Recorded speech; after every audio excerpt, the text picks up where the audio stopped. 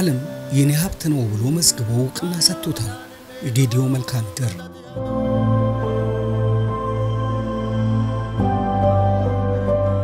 እንግዲህ ዞኑ በርካታ ለቱሪስት መዳረሻ የሚሆኑ አቅማዊ ቦታዎች ያሉት ነው። ከቅርብ ጊዜ ወዲህ በተለይ የባህላዊ መልክዓ ምድር ወይም ካልቸራል ላንድስኬፕ ዩኔስኮ ላይ ከተመዘገበ ወዲህ በፊትም የቱሪስቶች እንቅስቃሴ የተሻለ እንቅስቃሴ በተለይ ላለፉት 5 ዓመት በተለይ የኮሮና ቫይረስ በነበረበት ወቅት ትንሽ መቀዛቀዝ ነበረ። ከዛ ወዲህ ጥሩ እንቅስቃሴ እያሳየን ያለው ዩኔስኮ እዚህ አካባቢ ላይ ደግሞ ሲመዘግብ ለየት የሚያደርገው ነገር የጌዲዮ ባህላዊ መልክዓ ምድር አያያዙንም ጭምር ለየት ባለ መንገድ ያሳየዋል ማለት ነው። ስለዚህ የባቦ ስርዓት አለው ጌዲዮ ደን የሚጠብቅበት አንድ ልጅ ከቤት ሲወለድ ወደ 5 የሚጠጉ ችግኞች አብሮ ነው የሚተከሉት ማለት ነው። ስለዚህ ጌዲዮ ይሄንን የባህላዊ አስተዳደር ስርዓቱ ውስጥ ባቦን ደግሞ አንድ የራሱ ካልቸር አድርጎ ይዞት ቀጥሏል ማለት ነው። ጌዲዮ ከመሰረቱ አብሮት ይዞት የመጣ ባህላዊ ስርዓቱ ነው።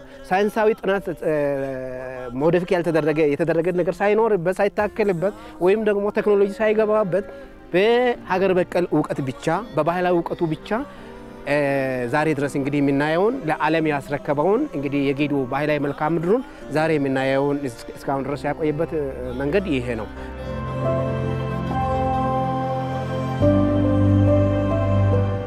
መልክዓ ምድሩ የማህበረሰቡን አጠቃላይ የአኗኗር ይት ባህልንና መስተጋብር ያሳያል።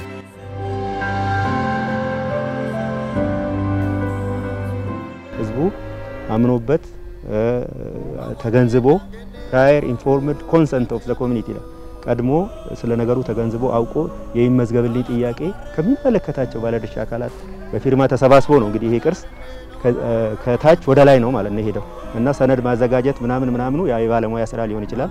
ሰነዶች አሉ፣ የህግ ማቀፍ አለ፣ እንዳልኩ ካርታ ማዘጋጀት አለ፣ የቱሪዝም ልማት ሰነድ ማዘጋጀት አለ። እነኚህ ሁሉ ነገሮች ቴክኒካል ነገሮች ናቸው፣ ግን የአንበሳው ድርሻ ማህበረሰቡ ይጠብቀዋል ነው። እንግዲህ ሀገራችን ኢትዮጵያ የበርካታ ብሔሮች ብሔረሰቦችና ህዝቦች ሀገር ናት።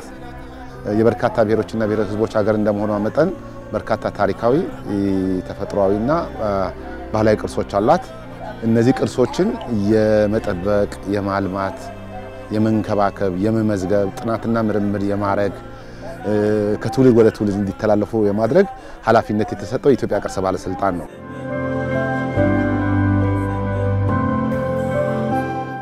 ዘመናትን ተሻግረው ዛሬን የዘለቁት የጌዲዮ ትክል ድንጋዮች በመልክዓ ምድሩ ላይ ቆመው ነበርን የሚያስታውሱ ናቸው። እነዚህ ቅርሶች ላለፉት በርካታ ሺህ ዓመታት ተጠብቀው ከትውልድ ወደ ትውልድ ተሸጋግረው እዚህ የደረሱት እውነት ለመናገር የኛ መስሪያ ቤት ኦር የኢትዮጵያ ቅርስ ባለስልጣን ኦር ዩኔስኮ ስላለ ሳይሆን ማህበረሰቡ የራሱ ማንነቱ የዕለት ተዕለት ህይወቱ ስለሆነ ጠብቆ እዚህ አድርሷቸዋል። የጌዲዮ ትክል ድንጋዮች የቀደመውን የብሔረሰቡ ማንነት ያሳያሉ። በሚያሳዩት ማንነት ውስጥ ባህሉን ወግና እሴቱን ታሪኩን ያመለክታሉ።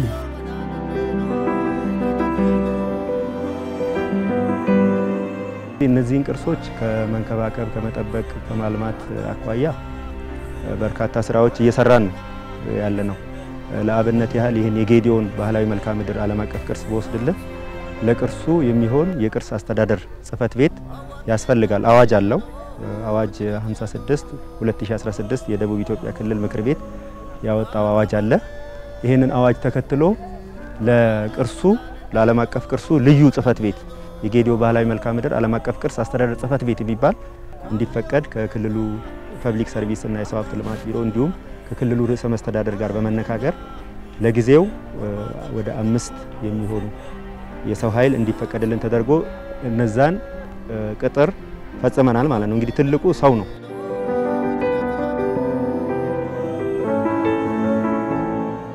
በደቡብ ኢትዮጵያ ክልል የሚገኘው የጌዲዮ ዞን በምስራቅ አፍሪካ በርካታ ትክል ድንጋዮችን በመያዝ ቀዳሚ ነው። እርግጥ እውቅና ተሰጥቷቸው የተመዘገቡ አጠቃላይ ትክል ድንጋዮች ከ10,000 አይበልጡም። ከነዚህ ትክል ድንጋዮች መካከል ደግሞ ከ6,000 በላይ የሚገኙት ጌዲዮ ዞን ውስጥ ነው።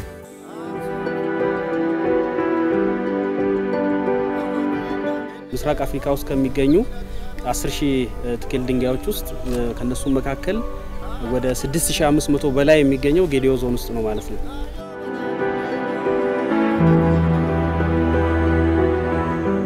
በዞኑ የሚገኙት እነዚህ የትክል ድንጋዮች 3 አይነት የአስተናነስ ዘዬ ይታይባቸዋል። እነዚህ የአስተናነስ ዘዬዎች ምክንያት ያላቸው ናቸው።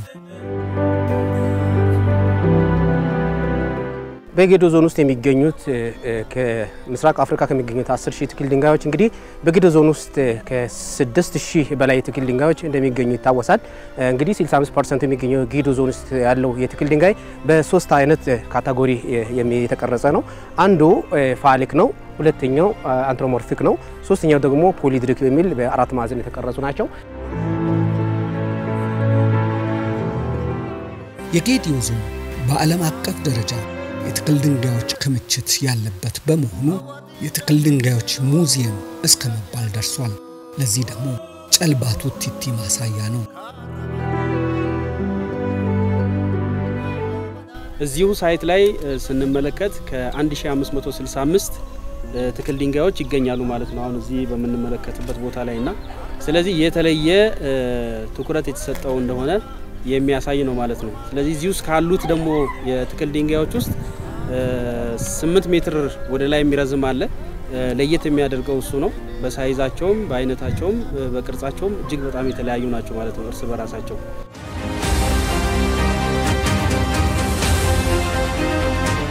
የጨልባቱ ቲቲ የአርኪኦሎጂ አካባቢ በትንሽ ቦታ በርካታ ቁጥር ያላቸውን ትክል ድንጋዮች ይዟል።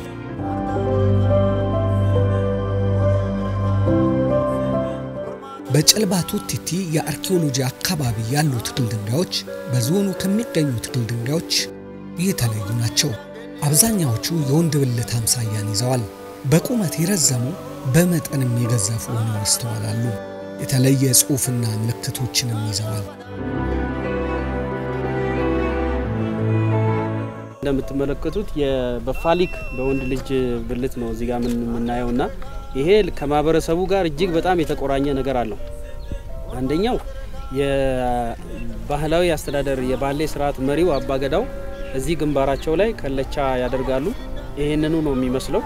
ሁለተኛ ደግሞ የስልጣን ሽግግር በየ8 አመቱ አንድ ጊዜ ካደረጉ በኋላ እቺኑ በትረ ስልጣን ይለዋወጣሉ ማለት ነው። ስለዚህ ቦኮ ትባላለች። ከዚህ ማህበረሰብ ጋር ይሄ ትክል ድንጋይ እጅግ በጣም የተቆራኘ እንደሆነ ያሳየናል ማለት ነው። ህብረተሰቡ ያቀርስ እዛ አካባቢ በመኖር ምንድነው የተጠቀመው? አንደኛ ከስነ ልቦና አንፃር የኔ ብሎ ታሪኩን ከማወቅና ራሱን ከነባር ይሄን ታሪክ ከሰሩ አካላትና ዘመን ጋር ራሱን እንዴት አድርጎ ያቆራኛል የሚለው አንደኛው ተጠቃሽ ነገር ነው።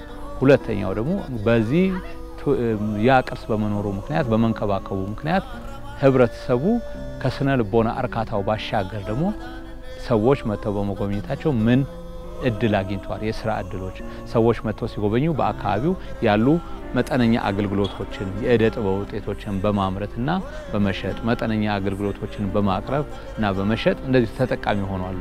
እነዚህ ነገሮች ሁሉ አብረው የሚካተቱ ከመሆናቸው ጋር በተዛመደ በሁሉም አካባቢ እንዲህ አይነት ነገሮች ጅምር ስራዎች አሉ እየተሰሩ ነው።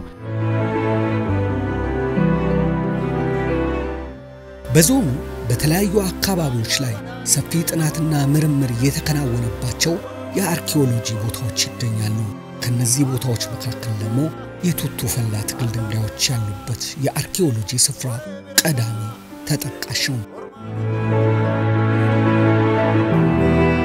እነዚህ ትክል ድንጋዮች ደግሞ የጌዲዮን ጀግነት በሶስት አይነት ደረጃ ያሉ ናቸው። አንደኛ በልማት ጀግንነት፣ ሁለተኛ በባህላዊ አስተዳደር ስርዓት ጀግንነት፣ ሶስተኛ በጦር ሜዳ ያሳዩት ጀግንነትን የሚያወሱ ነው ሲሆኑ እንግዲህ የትም ቦታ ላይ ይውደቁ፣ የትም ቦታ ላይ ይረፉ፣ የትም ቦታ ላይ ይሙቱ አጽማቸው ግን በተመረጡ ሳይቶች ላይ እዚህ ያርፍ ነበር።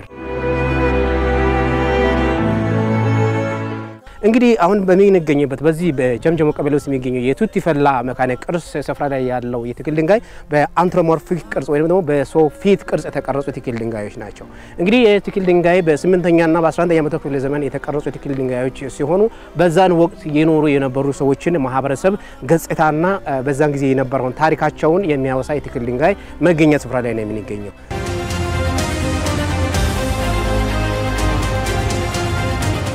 የቱቱ ፈላ ትክል ድንጋዮች ረዘም ያለ ዕድሜ ያስቆጥረዋል። ቅርሶች በአጠቃላይ ባለው አገራዊ አቅም ባለው አገራዊ የተማረ ሰው ኃይል ባለው የኢኮኖሚ ደረጃ በተቻለ መጠን ነባር ቅርሶችንም የመጠገን የመንከባከብ ስራዎች እየተሰሩ ነው።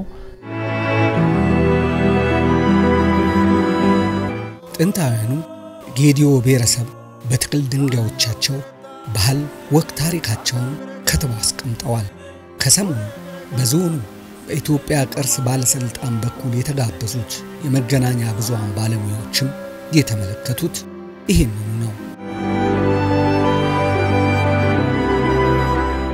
አሁን ከሚዲያዎቹ ከናንተ የሚጠበቀው እነዚህ የመዳረሻ ልማቶች እነዚህ ቅርሶች አንዳንዶቹ እንደሚታወቀው በዓለም አቀፍ ደረጃ ወደ 12 ታንጀብል እና 6 ኢንታንጀብል ቅርሶች በዓለም አቀፍ ደረጃ በዩኔስኮ ተመዝግበዋል። ሌሎች ደግሞ ናሽናሊ ሪጂናሊ የተመዘገቡ በርካታ ቅርሶች አሉ። ከዚህ ቀጥሎ የምናያቸው ቅርሶች ደግሞ እስካሁን ባለው ሁኔታ ናሽናሊ ካልሆነ በስተቀር በዓለም አቀፍ ደረጃ የተመዘገቡ አይደሉም። ስለዚህ በደረስንበት ቦታ እነዚህ ቅርሶችን በደንብ እናንተ ፕሮሞት የማድረግ የማስተዋወቅ የሀገር ውስጥም ሆነ የውጭ ቱሪስት እነዚህ አካባቢዎች መጥተው እንዲጎበኙ የማድረግ ትልቅ ኃላፊነት አለባቸውና እነዚህ አካባቢዎች የሀገር ውስጥም የውጭም ቱሪስት በአግባቡ መጥተው እንዲጎበኛቸው ለማድረግ ከፍተኛ ኃላፊነት ወስዳችሁ መስራት አለባችሁ የሚል ነገር አለኝ። ቅርስ ጠፋ ነው እንደገና ሪፕሌስ ወይም ለመተካት አንችልም ማለት ነው። ምክንያቱም እሴትነቱን ካጣ እንደማንኛውም ቁስ ነው የሚሆነው። ስለዚህ ይሄንን ነገር እነኚህ ኮሚቴዎችንም የማወያየት ስራ ምንድነው ኃላፊነታቸው ምንድነው ድርሻቸው የሚለውን ይሄንንም እየተዘጋጀን ያለነው አክቹአሊ እንትን በትነናል። የቅርስ አዋጁን በትነናል። የቅርስ አስተዳደር ቅርስ ሰነዱንም ለሚመለከታቸው አካላት ሰጠናል። ፕላስ የሰው ኃይል ቅጥሩን ብያለው ከቱሪዝም አንፃር ደግሞ ፕሮሞት የማድረጉ እንግዲህ መሰል እናንተና መሰል ሚዲያዎችም እዚህ ላይ ትልቅ ሚና አላቸው። እንግዲህ የተመዘገቡት አሉ እንደዚሁ ደግሞ ልናስመዘግባቸው በርካታ ስራዎች እየተሰሩ አሉ። በየቅርስ ማዕከሉ በዓለም አቀፍ ቅርስ ማዕከሉ የራሳቸውን የቻለ አስተዳደር እንዲኖራቸው የሚሰሩ ስራዎች አሉ። በአንዳንድ ቦታዎች የተጀመሩ አሉ። አሁን እዚህ ደቡብ ላይም እንደዚሁ የተጀመረ ስራ አለ። የክልሉ ባህልና ቱሪዝም ቢሮ ይሄንን በውክልና ከቅርስ ጥበቃ ወስዶ የማስተዳደር ስራውን ለጊዜያዊ ጽሕፈት ቤት ሲቋቋም የሚያከናውንበት አለ። በሌሎቹም ዓለም አቀፍ ቅርስ ቦታዎች እንደዚሁ ራሱን የቻለ የሚያስተዳድር አካል ይኖረዋል ማለት ነው። በመዋቅር የተደራጀ ይሄ ምንድነው ቅርሱን ከመጠገን ቅርሱን ከመጠበቅ ቅርሱን ከመንከባከብ እና ከማስተዋወቅ አንፃር የራሱን የሆነ ትልቅ ሚና ይጫወታል።